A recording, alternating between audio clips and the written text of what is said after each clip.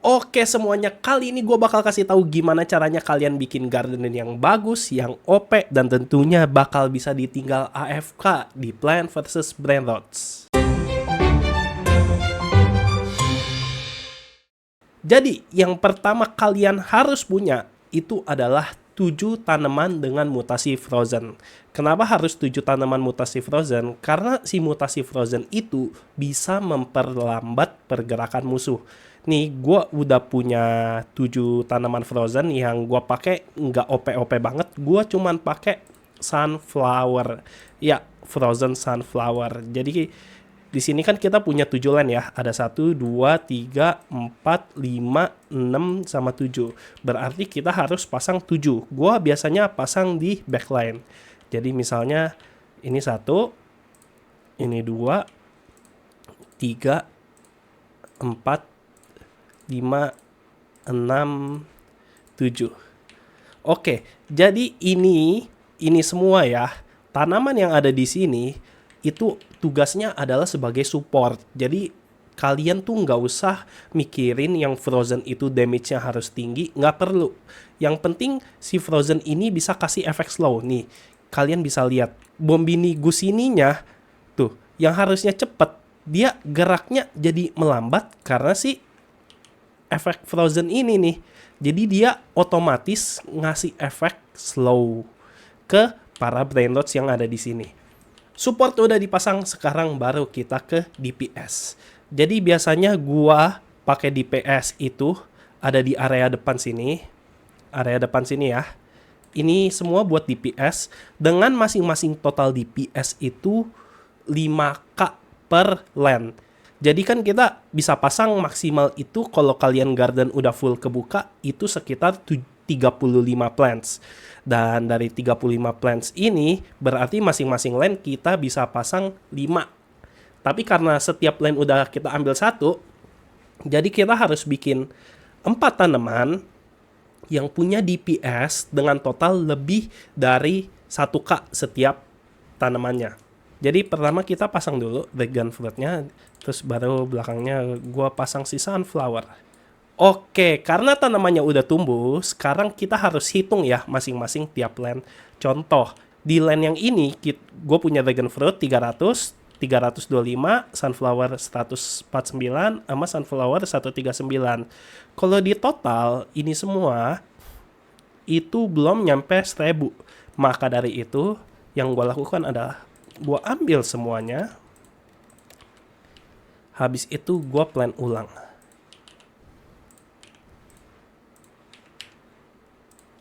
Dan kita lakukan juga di sini dragon fruitnya 325, dragon fruit legendary 500 ya masih boleh lah. Sunflowernya juga masih kurang, kita ambil, kita tanam lagi. Boleh terserah kalian punya dragon fruit, habisin aja. Kalau nggak ada pakai sunflower. Terus ini dragon fruitnya tuh, kalian harus lihat jeli ya. Kadang bentuk dan ukurannya sama, tapi tuh damage-nya beda. Yang ini 275, yang ini 525. Jadi yang 500 kita simpan, yang ini 600. Kalau di total 1000.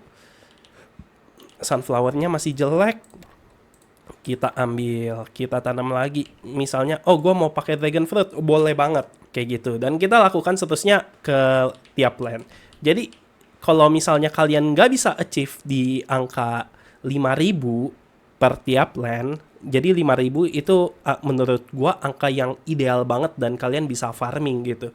Kalian ya udah incar sampai 3000. Pokoknya dari 4 tanaman ini itu totalnya harus minimal 3000 lah. 3k.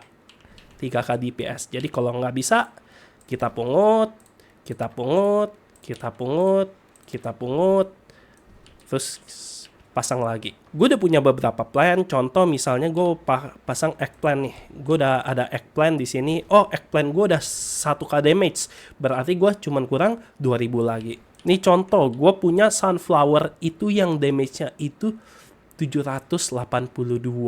Kalau dapat mutasi frozen ya, ini tuh bisa nyampe 2000. Jadi kayak kerja kalian adalah kalian plant dan replant sampai kalian bisa dapetin di 3000 pertama dulu. Baru setelah kalian udah nyampe 3000 pertama di setiap lane-nya, kalian kuatin satu-satu. Contoh ini kan masih belum 3000 nih. Ini baru 1700, berarti kita harus dapat 1300 lagi. Terus misalnya tiba-tiba di shop restock gitu Coco-Tank atau Watermelon kayak gitu kan. Nah, itu juga lumayan. Misalnya gue punya Coco-Tank nih, Coco-Tank yang normal itu 2. Nah, berarti total di sini itu udah nyaris 3000. Jadi biasa kalau angkanya udah dekat-dekat gini, gue udah anggap udahlah DPS di sini itu totalnya udah 3000. Terus kalau misalnya kalian punya satu plant yang damage-nya 3000, udah kalian berarti cukup taruh satu plant aja di sini. Karena kita udah nge-achieve si 3000 ini, kita boleh 3 tanaman sisanya, kan kita bisa tanam 3 lagi kan, di 1, 2, sama 3. Itu bisa kalian alokasikan pindah misalnya ke sini, yang ini pindah ke sini, atau yang ini pindah ke sini. Jadi sebenarnya fleksibel. Yang penting setiap lane itu punya power yang sama gitu. Jangan sampai ada yang kalian cuman kuatnya di lane sini doang, tapi di lane sini kalian lemah nih. Jangan sampai, karena Brain Rots ini datangnya itu per lane. Dan plant yang di satu lane itu gak bisa nembak ke lane yang lain. Jadi usahakan kalian tuh punya power setiap lane itu sama gitu loh. Contoh lagi, gue punya Mr. Carrot dengan mutasi Diamond. Gue taruh damage-nya 13.000. Ya udah, berarti gue punya 6 plan, karena di sini 1, 2, 3, 4, 5, 6 yang gue bisa alokasikan ke tempat lain. Misalnya di sini lemah semua nih di sini. Oh, berarti gue bisa nih pasang misalnya Dragon Fruit di sini 4, 5, 6. Itu boleh. Jadi yang penting usahakan powernya seimbang. Terus juga kalian kalau bisa dapetin mutasi Frozen di setiap tanamannya untuk tanaman DPS ya. Kan kita tadi punya tanaman support di sini. Tanaman support ini kita nggak peduli DPS-nya berapa. Itu nggak gitu penting. Tapi sebagai DPS, kenapa Frozen Mutation itu penting? Karena Frozen Mutation itu bisa ngenaikin damage berkali-kali lipat. Nih gue kasih contoh. Gue punya 2 Tomatrio yang multiplier-nya sama, yaitu 1,2 kali. Tapi yang membedakan adalah yang satu nggak punya mutasi Frozen, yang satu punya mutasi Frozen. Nih gue kasih lihat. Yang tanpa mutasi Frozen itu damage-nya 5,4k. Kita kasih lihat kalau yang ada mutasi Frozen-nya, dia damage-nya 21,6k, nyaris 4 kali lipat. Gila, ini gila banget.